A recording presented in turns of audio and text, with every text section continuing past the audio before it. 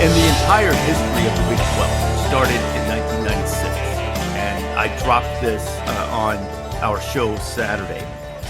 No program has ever repeated as Big 12 champion, with the exception of the Oklahoma Sooners, who pretty much dominated the Big 12 the time they were in there.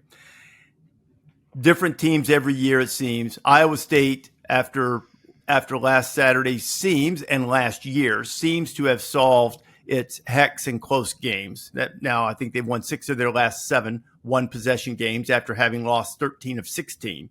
So Iowa State's going to be in the mix. Kansas State is still certainly in it despite the close loss. I believe in Arizona State, man. I think they're going to break. I think they're going to break that run of nobody being able to repeat.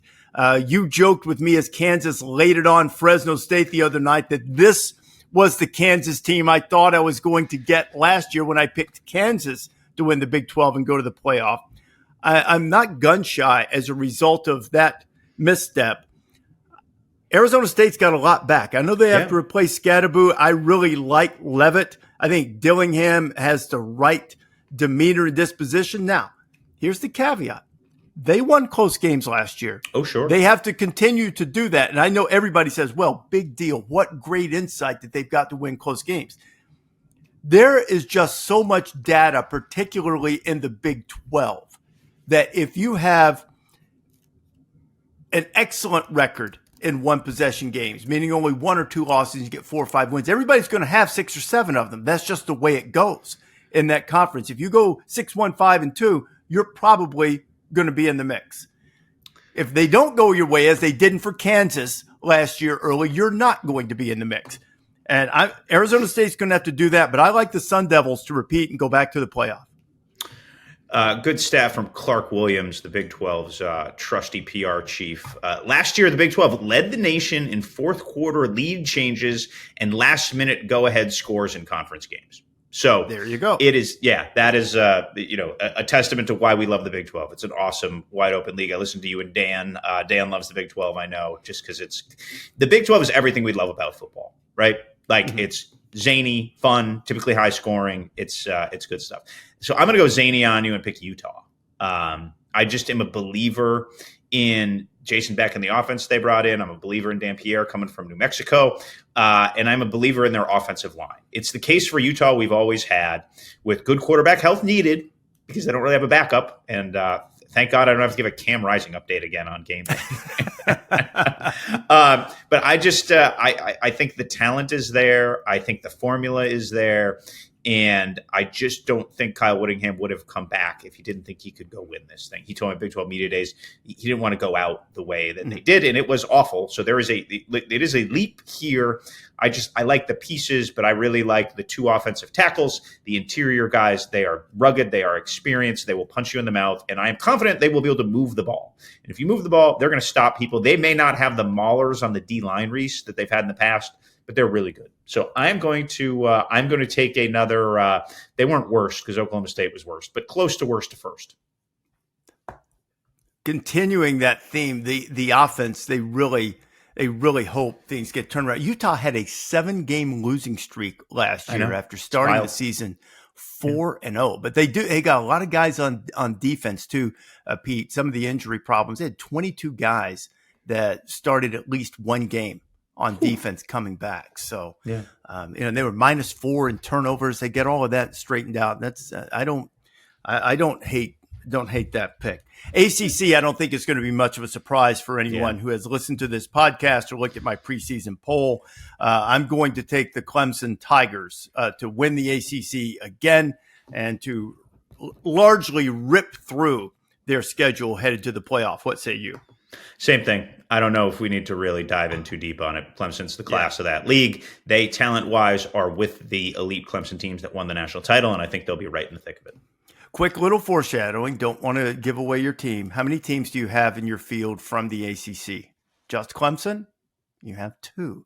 Interesting. Okay.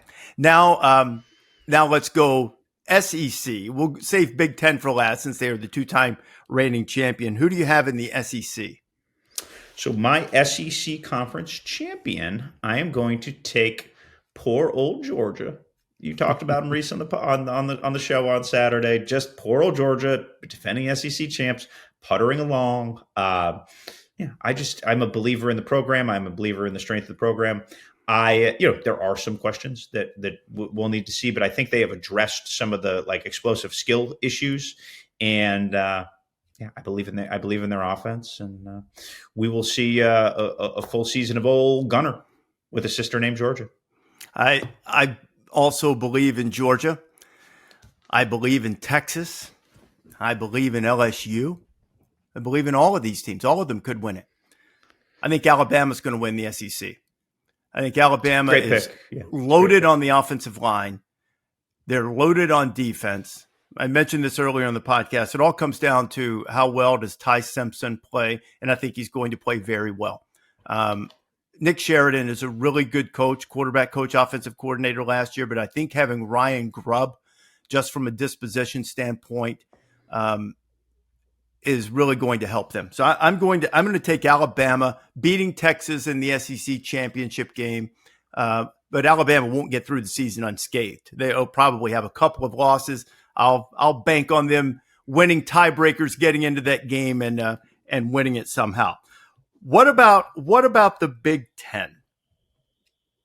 So I'm going to take Penn State. I'm not going to overthink it. I said this Saturday on our show, Rece, a scout who went through there told me they have 11 draftable players right now. And that doesn't account for people having great seasons, young guys, true juniors, that may not be in that category now. They have the most talented roster in college football, wire to wire. Clemson is in the same category. Right. Mm-hmm. But they have the thumper quarterback. They have the experience. I'm a believer in Callis. They got Callis, mm-hmm. right? Like that. You lose a game like that, it bonds somebody together. And I think this is the year Penn State punches through. So I know James Franklin's big game record, and I know you will be saying a lot on College Game Day, and it will be repeated a lot. He has not won the big one, but I've just seen the coaches who can't win the big one eventually usually do. And I think we get there with James this year. We're going to get there. I believe Penn State is going to beat Oregon in the regular season matchup. Mm-hmm. Then they go to Columbus and people say, yeah, okay, but it's Oregon, new quarterback early in the season, relatively early. They'll go to Columbus and lose. Mm-hmm. And people will be same old Penn State. Then they get the rematch in the Big Ten championship game. And I too am going with the Nittany Lions to win. Huge game, win the conference championship game, and represent the Big Ten as conference champ.